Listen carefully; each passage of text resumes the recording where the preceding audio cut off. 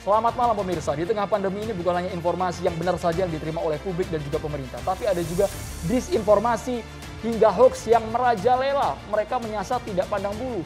Bahkan pejabat, petinggi institusi juga bisa kena sasaran hoax ini. Hati-hati sebenarnya ya Maria. Hati-hati. Yang baru-baru viral ini pada tanggal 26 Juli kemarin heboh di tengah masyarakat yang banyak menantikan bantuan sosial yang tak kunjung datang, di mana masyarakat lainnya justru bahu-membahu memberikan sumbangan terhadap mereka yang terdampak. Yang cukup viral kemarin adalah bantuan atau sumbangan sebesar 2 triliun rupiah. Sampai sekarang nggak bisa kepada Polda Sulawesi Selatan. Nolnya ada berapa itu 2 triliun? Nolnya ada 12, betul nggak sih? Sudah pernah lihat, Andro? Belum pernah lihat. Itu seberapa besar jumlah uangnya ya Maria ya? Pertanyaan sudah cair belum? Nah, sampai sekarang masih tanda tanya uang itu ada atau enggak? Itu halusinasi atau memang ada wujudnya? Kita simak bersama pada tanggal 26 Juli penyerahan simbolis dari keluarga mendiang pengusaha asal Langsa Aceh, Aki Ditio yang menyerahkan kepada Kapolda Sumatera Selatan. 2T pemirsa.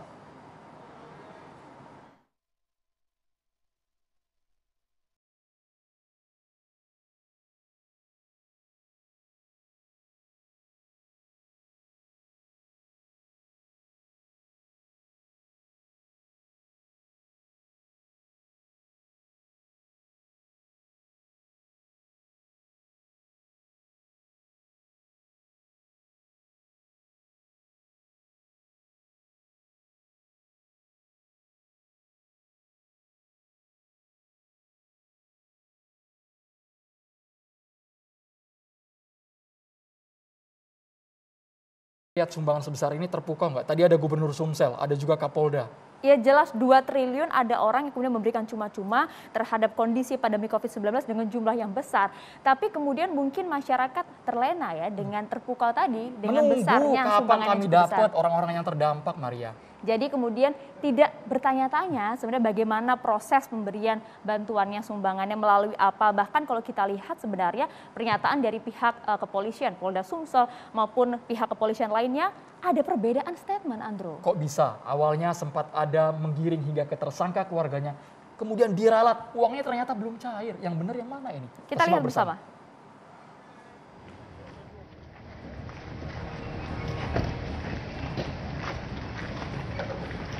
Makanya kita hari ini setelah kita lihat belum ada anggaran yang masuk. Ya, dari Surabaya event seperti yang terjadi tidak ada prank, tidak ada prank. Tidak ada prank, berarti tidak ada hoax juga. Boleh tegaskan lagi Pak. Ya, jadi sampai dengan saat ini kita tidak bisa menyampaikan prank tidak. Kenapa? Masih dalam proses pemeriksaan di atas. Nah, baru-baru ini Kabid Humas Polda Sulawesi Selatan tadi, Sumatera Selatan baru saja kemudian mengklarifikasi pada malam hari ini bahwa sudah mendapatkan konfirmasi dari pihak bank, ternyata memang saldonya tidak cukup. Ini yang membuat kita bingung. Ungkapannya sudah viral, bahkan ada bilet giro yang mencantumkan 2 triliun itu juga viral. Ternyata diralat malam hari ini. Kita simak bersama berikut ini. Perlu kita sampaikan bahwa update data terakhir hari ini tadi kita mencoba untuk mencairkan bilet giro yang diberikan oleh saudari Haryanti ya melalui Bank Mandiri, di mana hasil daripada pencairan bilet giro tadi pada pukul 15.00 kita ambil waktu terakhir bank buka, kita mendapatkan validasi atau keterangan dari Bank Mandiri. Hasil dari validasi Bank Mandiri dinyatakan bahwa saldo yang ada di rekening bilet giro tersebut itu tidak mencukupi. Langsung saja Maria, kita kenalkan para narasumber. Kita kenalkan narasumber kita yang sudah hadir di meja catatan demokrasi. Ada Bang Arya Sinulinga, juru bicara Menteri BUMN. Selamat malam Bang Arya, sehat malam hari ini? Sehat. Alhamdulillah sehat. Dan juga sudah ada Prof. Herli Subiakto, selaku Guru Besar Komunikasi dari Universitas Erlangga. Selamat malam, Prof. Assalamualaikum, selamat malam. Dr. Eva Sri Diana merupakan Ketua Dokter Indonesia Bersatu. Terima kasih banyak sudah hadir. Bisa digunakan mic-nya. Kita sekalian cek audio kepada para narasumber. Sehat, Dr. Eva? Sehat, insya Allah. Alhamdulillah. Dan juga analis kebijakan publik, ya. Bang Said Didu. Assalamualaikum, selamat malam.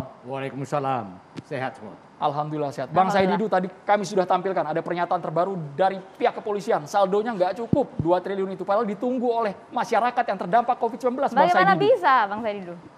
Saya sih terus terang kecewa benar.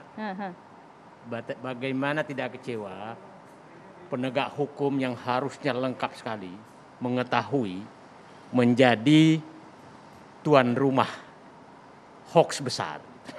Tuan rumah hoax besar. Jadi ini bahaya sekali di negara kita seperti ini. Jadi saya tidak terlalu menyalahkan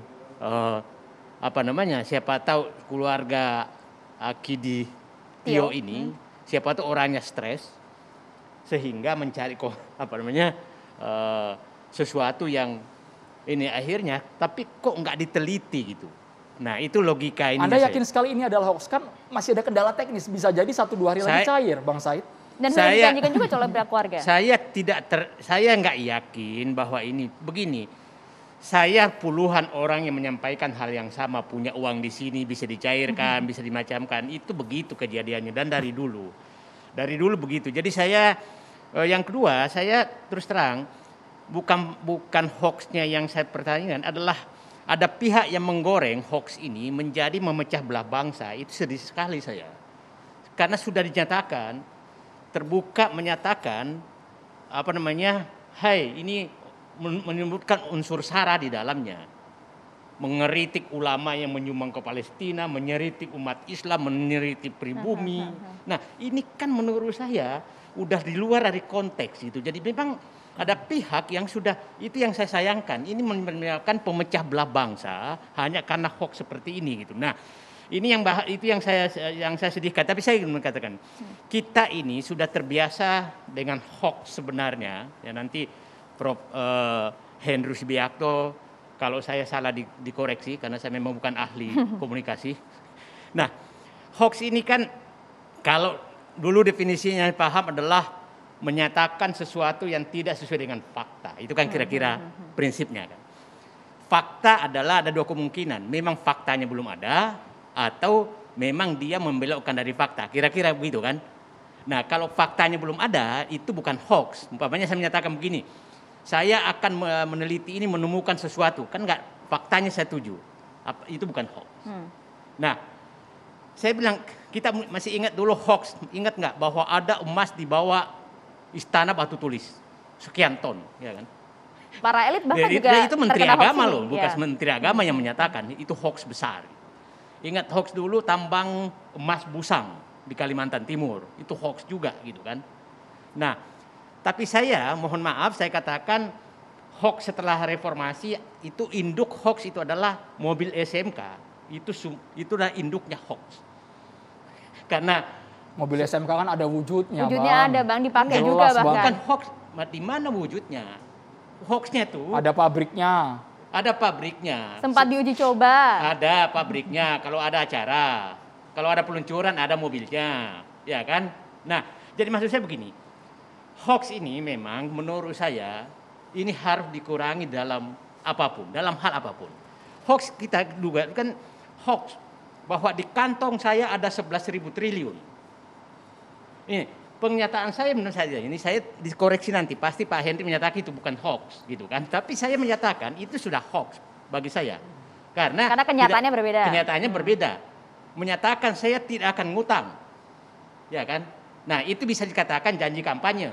Tapi faktanya jadi masyarakat jangan dibiasakan kalau sudah terjadi kita selesaikan, berhenti bikin hoax karena puncaknya semua masyarakat berani bikin hoax. Tapi masalahnya bukan hanya masyarakat yang termakan hoax ini, bahkan pemerintah juga bertubi-tubi. Kalau tadi disampaikan sejak zaman reformasi bahkan hoax ini sudah ada. Ini problemnya adalah, ya Pak Prof. Henry kebetulan staf ahli Kominfo, kan pernah menteri menyatakan kalau pemerintah menyatakan hoax, ya hoax. Jadi hoax itu adalah keputusan pemerintah. Jadi ini kan bahaya sekali. Saya kasih contoh begini. Saya contoh ya. Umpamanya seandainya Said Didu atau siapapun datang mendatangi apotik dan menemukan tidak ada obat dan saya menyatakan tidak ada obat, pasti saya mungkin ditangkap karena bikin hoax. Kok harus apotik sih? Karena presiden yang datang dan tidak ada obat, nah pasti menyatakan membuat kegaduhan Said Didu karena membuka bahwa tidak obat. Nah, maksud saya bukan menyatakan ini bahwa seakan-akan ada pihak kalau pemerintah bikin sesuatu yang salah itu bukan hoax. Tapi kalau bukan pemerintah maka hoax. Nah ini kita Nah, harus itu minta dia. respon berarti dari Ya. Prof. Henry. Prof. Henry. Yang dinyatakan oleh Pak Said itu sesuatu yang keliru. Karena hoax itu pandanannya di dalam hukum yaitu kabar bohong. Kabar itu hampir sama dengan berita, news. Makanya kan surat kabar, newspaper, gitu kan. Nah, kalau kita bicara mengenai kabar, kabar itu memang tentang fakta yang sudah terjadi. Fakta yang sudah terjadi atau sedang terjadi. Kalau untuk harapan yang akan datang, keinginan yang akan datang, kemudian tidak terwujud, itu bisa saja itu karena suatu janji yang one prestasi bisa. Tapi dalam hal ini kan bukan keinginan lagi, bahkan simbolisnya sudah diserahkan, sudah diterima oleh pihak Kapolda sendiri. Nah itu makanya tadi ini sekarang bangsa kita ini sedang mengalami sebuah budaya terburu-buru, semuanya terburu-buru. Terburu-buru kagum, lalu kemudian memviralkan, terburu-buru juga menghakimi, begitu, dan terburu-buru benci juga kadang-kadang seperti itu. Karena apa? Karena memang harus diakui setelah pilpres, setelah pilkada dan lain-lain itu, memang masyarakat kita ini masih ada yang terbelah. Masih ada yang sisa-sisa politik masa lalu yang kita ribut-ribut itu sampai sekarang terjadi. Dan masing-masing ingin menyalahkan dan mengalahkan pihak lain. Dalam konteks di Palembang, Sumatera Selatan, karena penyerahan ini berada di markas besar kepolisian, disaksikan langsung oleh gubernur dan juga Kapolda, Prof. Nah itu makanya ada ketidakhati-hatian tadi ya, terburu-buru. Yang ada dengar 2 triliun itu udah terburu-buru, wah ini berita besar. Oh ini menunjukkan bahwa ada orang-orang tertentu yang perlu mendapatkan apresiasi lalu disebarkan untuk katakanlah menyepelekan kelompok yang lain kan begitu. Begitu pula ketika sekarang terjadi ketidakjelasan langsung serangannya dibalik. Prof. Henry juga termasuk orang dengan kekuasaan, lalu terkait dengan SMK, apa hubungannya dengan SMK? Kalau Prof. Henry, kan apakah begitu, orang yang juga percaya dalam kasus di Palembang, Sumatera Sempat Selatan? percaya tidak dengan informasi ini? Pada awalnya saya juga percaya, tapi saya tidak menyebarkan. Saya awalnya mau bikin tweet, terus kemudian saya pikir ini kok ada sesuatu yang tidak rasional, kemudian saya delete. Sudah sempat nge-tweet tapi ya kan ya Pak? Saya sudah sempat nge-tweet, saya beberapa menit itu saya sempat nge-tweet, kemudian saya delete. Ungkapannya bisa diulang kembali, Prof. Henry? Saya apresiasi sekali dengan orang yang bisa nyumbang seperti itu. Kalau ini benar, ini sodako yang luar biasa, saya bilang begitu. Seorang Prof. Henry Subiakto saja sempat makan hoax ini. Karena memang ini begini, kita ini sekarang dalam kondisi seperti sekarang kan memang ketika ada sebuah something deviant, sesuatu yang menyimpang, itu berita yang luar biasa. Orang kesulitan kok dia bisa menyumbang 2 triliun, bahkan disebutkan mau 100 triliun. Gitu. Saya mendapat ilmu yang pemirsa pegang semua dari Prof. Henry Subiakto. Bahwa hoax itu adalah tidak sesuai dengan fakta. Kalau ke depan bukan hoax. Oke? Mudah-mudahan teman-teman saya yang sedang disidik semua, kan dianggap menyebabkan hoax, padahal tidak terjadi. Jadi mohon nanti benar Prof. Henry kalau berkenan menjadi saksi ahli, bersedialah datang menjadi saksi ahli. Karena ini penafsiran di penyidik, itu hoax itu adalah sesuatu yang bikin kegaduhan.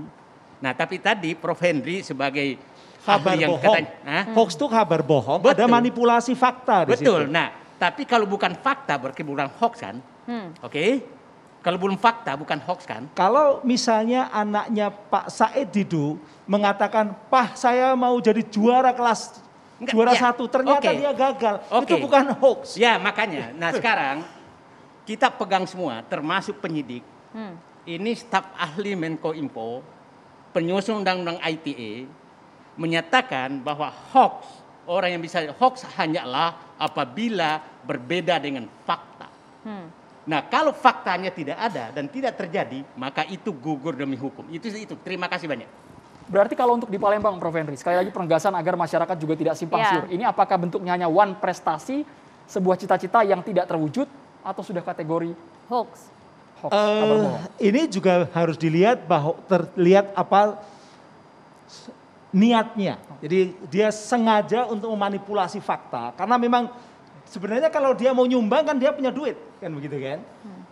Kalau misalnya dia akan menyumbang 2 triliun misalnya ya, uangnya itu harusnya ada, cuma kesulitan untuk Teknis, mencairkan, misalnya. misalnya begitu. Lalu dia mencoba untuk mendatangi kepolisian, siapa tahu polisi bisa ikut membantu. Sehingga lalu mengatakan bahwa akan menyumbang 2 triliun.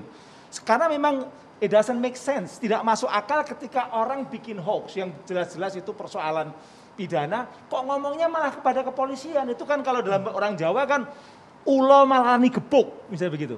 Ular yang datang ke pentungan. Ini polisi penegak hukum. Oke, jadi dalam kasus ini hoax atau bukan? Nah, makanya ini saya termasuk yang tidak mau terburu-buru. Kalau kita udah mengatakan hoax, terburu-buru juga. Kita harus lihat mereka punya uang enggak. Tadi kalau memang mereka punya uang sudah kan diklarifikasi ada, tidak cukup saldonya. Kan ada 6 orang kan, 6 orang. Siapa tahu memang itu ada 6 orang itu mereka kan keluarganya 6 orang. Apalagi melibatkan seorang profesor kalau nggak salah. Prof. Hardy, Ya. salah satu dokter Profesor keluarga. yang sebagai juru bicaranya itu. Prof. Hardy.